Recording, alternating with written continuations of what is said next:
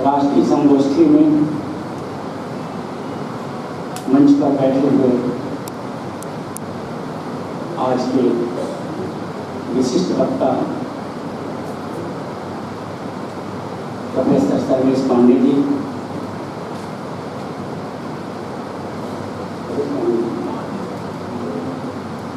संचालक मनोहर पांडे जी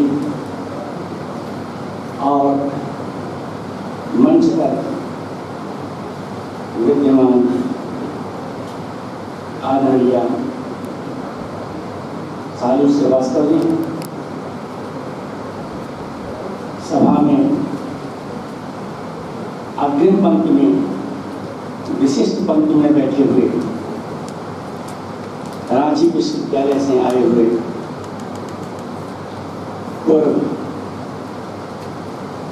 आचार्य और अध्यक्ष प्रोफेसर जंग बहादुर पांडे जी, उनके साथ छपरा विश्वविद्यालय से आए हुए आदरणीय मैडम, सुल्तानपुर से आए हुए आदरणीय डॉक्टर सुशील पांडे जी, दिल्ली से आए हुए आदरणीय प्रोफेसर धन जी और महाराजगंज स्नातकोत्तर महाविद्यालय से आए हुए मेरे दो प्रिय छात्र, परंतु अब वहाँ के वरिष्ठ प्राध्यापक डॉक्टर राणा प्रताप जी और डॉक्टर विजयानंद मिश्र जी, अभी सभागार में पधारी दो प्राध्यापिकाएं, चौरी चौरा से आए हुए डॉक्टर निमिषा सिंह, सिकरीगंज महाविद्यालय से आए हुए डॉक्टर यामिनी राय और इस महाविद्यालय के सभी प्राध्यापक बंधु, साथ ही प्रिय छात्र छात्राओं, समय की सीमा से मैं परिचित हूँ।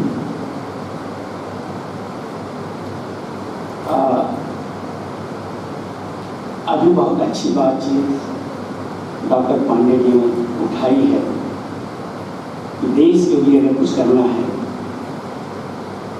अपने देश के स्वाभिमान को, गौरव को सुरक्षित रखना है, तो यहाँ की किसी एक महत्वपूर्ण भाषा को अस्तित्व देना होगा, प्रधानता देनी होगी, तब हमारी पहचान बनेगी। क्षेत्र तो मेरा भी मुख्यतः यही है,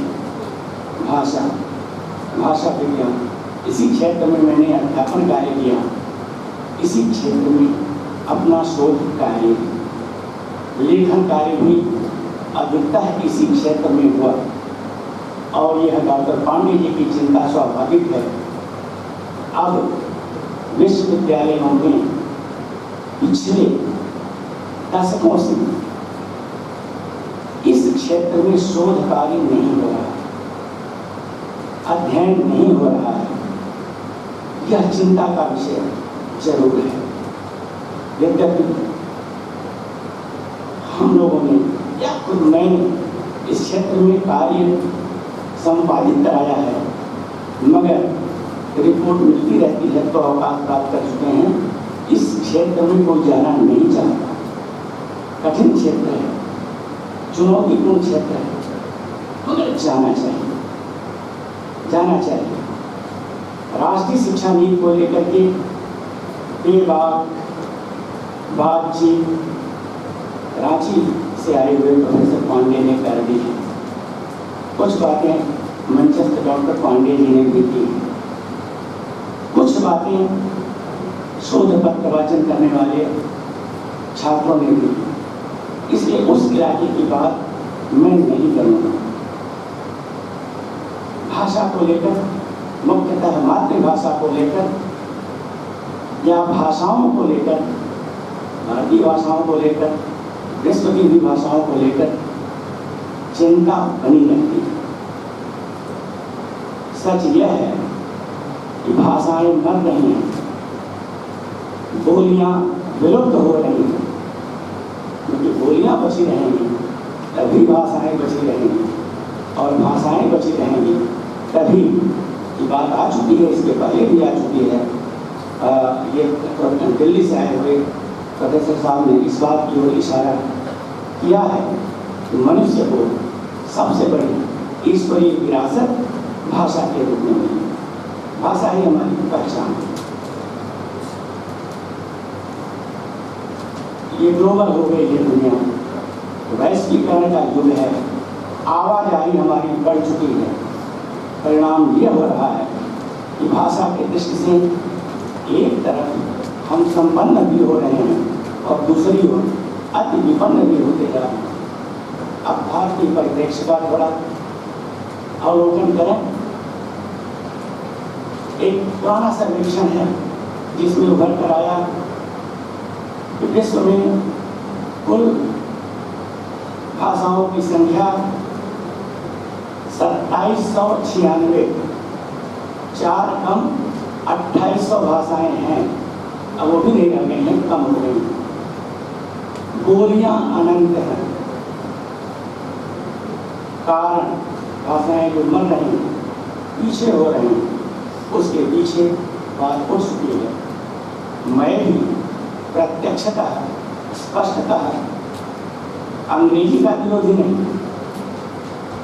मगर अब अंग्रेजी शिक्षा यहाँ आ चुकी है। मैकाले को आप चाहे जितना कोसें, मगर वो छोड़ गए हैं अपना बीज, मंत्र अपना छोड़ गए हैं। अंग्रेजी शिक्षा गांव-गांव में, शहर में तो छोड़, गांव-गांव में भी अंग्रेजी शिक्षा प्रवेश कर चुकी है। हिंदी के पक्ष में हम सभी वकालत कर रहे हैं, मगर हम लोगों के बच्चे, हमारी अगली पीढ़ी, तीसरी पीढ़ी में अंग्रेजी माध्यम के विद्यालयों को भी पसंद कर रहे हैं। अंग्रेजी जाएगी कैसे? जाने वाली तो नहीं है। फिर अपनी भाषा को लेकर हमें चिंता करनी चाहिए, चिंता करनी चाहिए और इच्छा शक्ति बननी चाहिए। इच्छा शक्ति का अभाव है। आपने कहा कि वो प्रशासनिक नहीं, ये सब राजनीतिक क्रीड़ा है। उसके चलते हम अभी आज तक हिंदी की वकालत खूब होती है, हिंदी की प्रतिष्ठा बढ़ी हुई है, मगर अपनी किसी एक भाषा को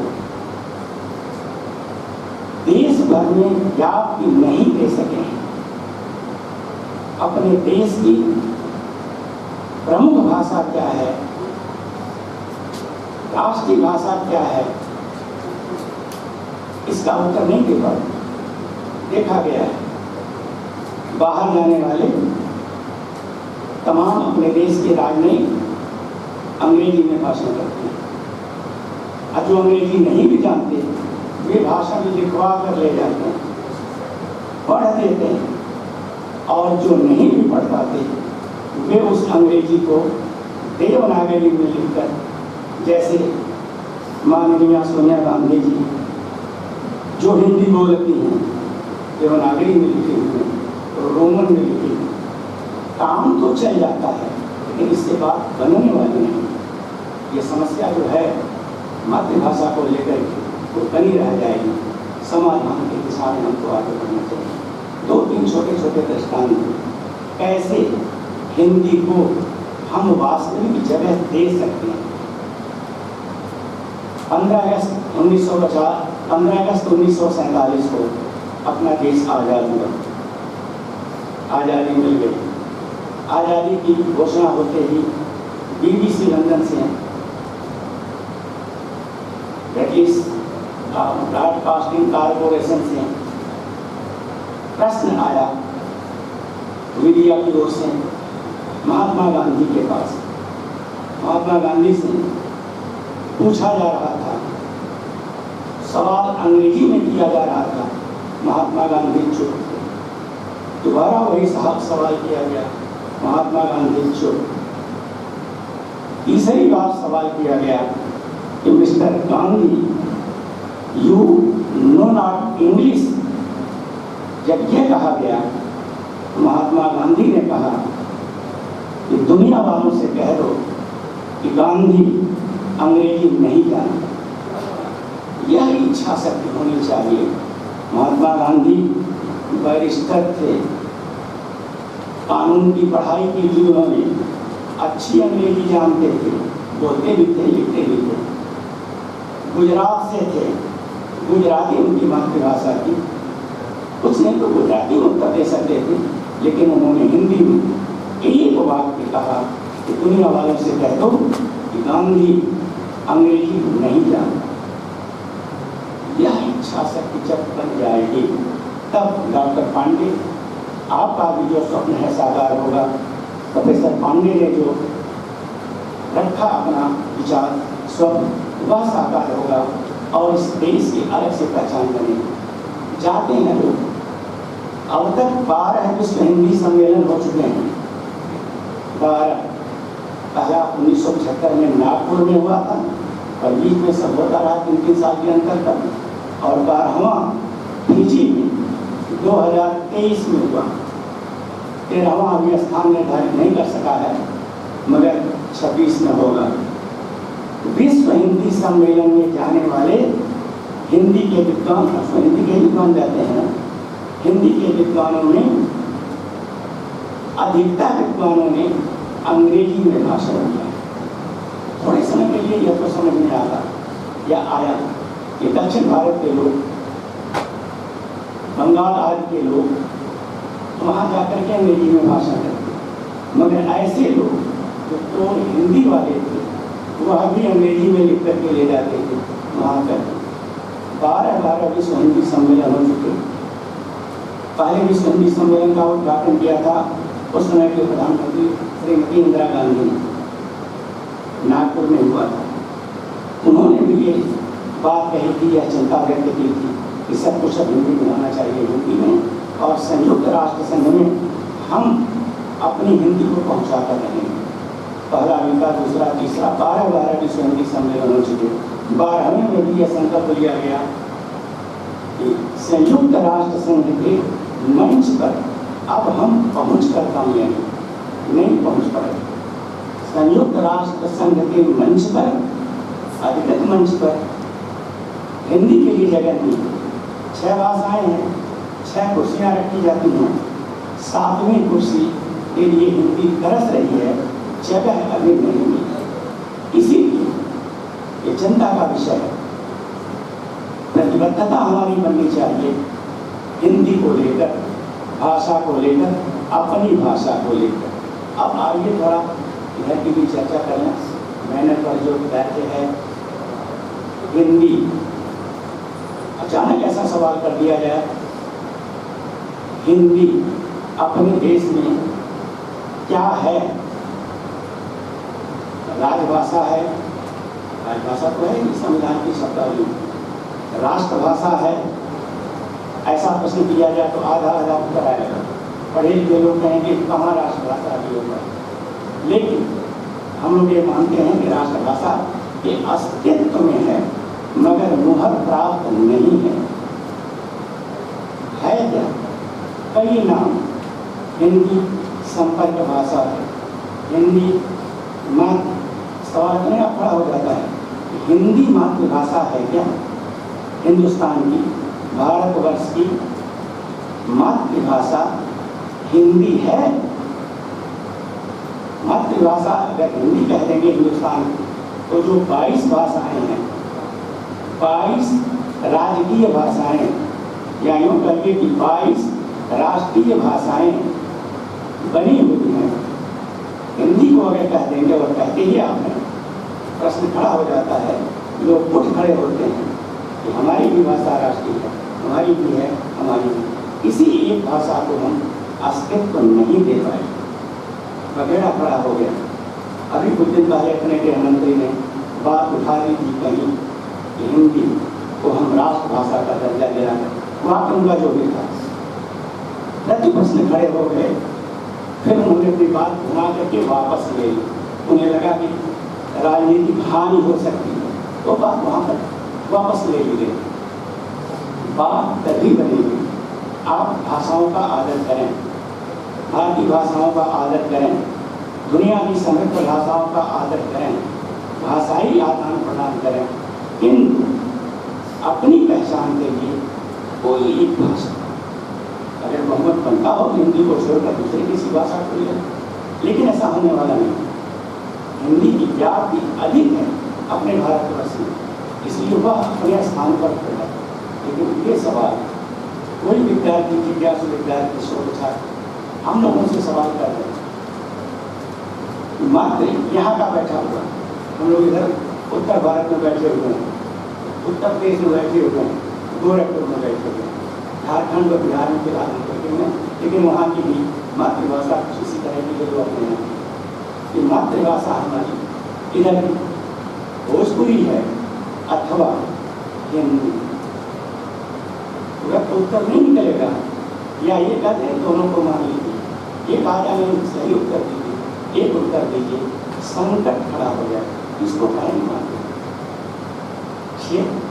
क्षेत्रीय स्तर पर भूगोल के दृष्टि से क्षेत्रीय स्तर पर इस अंचल की मातृभाषा भोजपुरी, तो क्या जो बात उठाई गई प्रोफेसर पांडे ने उठाई तो दर्जा 3 तक और व्यवस्था दी गई उसमें, फिर आगे दर्जा 5 तक, खींच खांच कर दर्जा 8 तक की पढ़ाई मातृभाषा में शिक्षा, यानी दर्जा 5 या 8 तक की पढ़ाई इस क्षेत्र में भोजपुरी में होनी चाहिए, यही है उसमें। और फिर प्रश्न ऐसा भी खड़ा हो सकता है, आगे क्यों नहीं दर्जा 10, 12 ये MA आदियात की पढ़ाई क्यों नहीं? ये संकट खड़ा होता है हम लोगों के सामने, तो उलझा हुआ प्रश्न है, इसका कोई समाधान हम नहीं देते, समाधान अभी तुरंत निकल भी नहीं सकता, भारी चुनौती है, हमें क्या करना चाहिए। हिंदी को बहुत बड़ी जगह मिल गई है, सिद्धांत में, लेखन में, पत्रिकाओं में, आंकड़ों में बराबर ही आता है। हिंदी मुझे पहले कहा जाता था कि तीसरे स्थान पर है संख्या के दृष्टि से, अब इधर कहा जाता है कि हिंदी दूसरे स्थान पर आ चुकी है, पहले स्थान पर चीनी भाषा को कहा जाता है, जबकि चीनी भाषा की विश्वव्यापी नहीं है, मगर अकेले उनकी संख्या इतनी अधिक है, इस संख्या के आधार पर नंबर 1 पर चीनी, नंबर 2 पर अब हिंदी को कहा जा रहा है, अंग्रेजी को नंबर 3 पर पहुंचा दिया गया है, और रूसी भाषा को नंबर 4 पर। ये कहने भर के लिए है, लेकिन हमको अभी अपनी जगह बनानी है।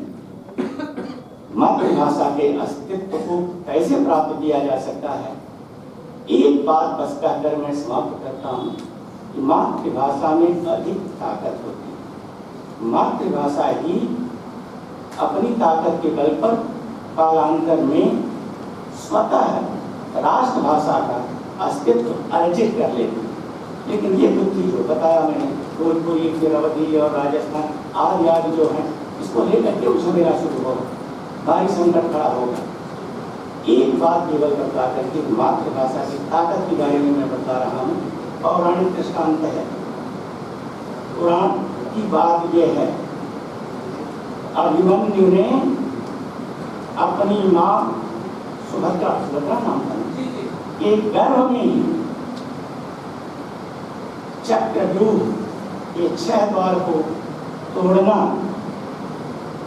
सीख लिया, गर्भ में ही रहकर सीख लिया था, पेट में रहते हुए सीख लिया था। और जो कथा आती है कि 7वां तोड़ना इसलिए नहीं जान पाया, माँ को नींद आ गई। तो यह जो जैविक परंपरा से मिलती है भाषा, मातृभाषा, उसमें बड़ी ताकत होती है। और यह अच्छी बात है कि दर्जा 3 या 5 तक मातृभाषा में होना चाहिए। लेकिन विश्व भाषाओं की क्योंकि है अंग्रेजी, अपने देश में संपर्क भाषा हिंदी है, प्रत्येक प्रांत में हिंदी, लेकिन विश्व की संपर्क भाषा, अंतर्राष्ट्रीय संपर्क भाषा अंग्रेजी ही है। अंग्रेजी बनाम हिंदी या हिंदी बनाम अंग्रेजी, इसको लेकर के ये चलता रहेगा। क्या बेहतर रास्ता हो सकता है जिसके माध्यम से हम ज्ञान विज्ञान की संपूर्ण दुनिया को समझ सकते हैं। पर्ची मिल चुकी है, अधिक बात कहने की जरूरत नहीं। एक बस आप 1 मिनट में बात खत्म हो जाएगी, उसमें भी एक संदेश छोटा सा मिलेगा। इस प्रदेश के उत्तर प्रदेश के राज्यपाल थे माननीय श्री राम नाईक जी, मराठी थे, लॉ ग्रेजुएट थे, मराठी बोलते थे, अंग्रेजी भी बोलते थे। संपर्क हो गया था, परिचय हो गया था। एक बार मेरी यात्रा बनी, राजभवन पहुंच गया। पहुंचने के बाद पहले से डेट तय था और पहुंचने के बाद उन्होंने स्वागत किया। उनकी विशेषता थी, ये बहुत बड़ी विशेषता थी, किसी को भी आता हुआ थे प्रश्न खड़े हो जाते बैठाने के बाद। तो उन्होंने कहा कि हाँ बताइए आपका नाम क्या है, और लोग जो कहते हैं वही नाम मैंने अपना दोहरा दिया, R.D. राय। प्रोफेसर बचा लिया, स्वयं प्रोफेसर का नहीं कह गए। उनका क्या कहा, मैंने कहा R.D. राय। उनका आप विश्वविद्यालय में किस विषय के प्राध्यापक हैं, मैंने बताया हिंदी। उन्होंने कहा कि आप पूरा नाम बताइए, तो वो कहना चाहते थे। तो मैंने जब पूरा नाम बताया रामदास राय, तो उन्होंने कहा ये खराब नाम है क्या, आगे से आप कहीं भी अपना परिचय R.D. राय करके नहीं देंगे, रामदास राय हिंदी यही टाइम का नाम था उत्तर प्रदेश के सभी सरकारी कार्यालयों के लिए कि कोई पत्र राजभवन में भेजें, अगर अंग्रेजी में भेजते हैं तो उसका हिंदी अनुवाद भेजें और संभव हो हिंदी में जो पत्र भेजें। इस तरह का संकल्प जब हमारा आपका बन जाएगा तो हिंदी को वो अस्तित्व मिल जाएगा। और हिंदी को मातृभाषा हम कहें अथवा राष्ट्रभाषा कहें या क्या कहें, इसको मैं नहीं क्वेश्चन मार्क करके स्वयं छोड़ दे रहा हूँ। हिंदी को इस नाम से पुकारा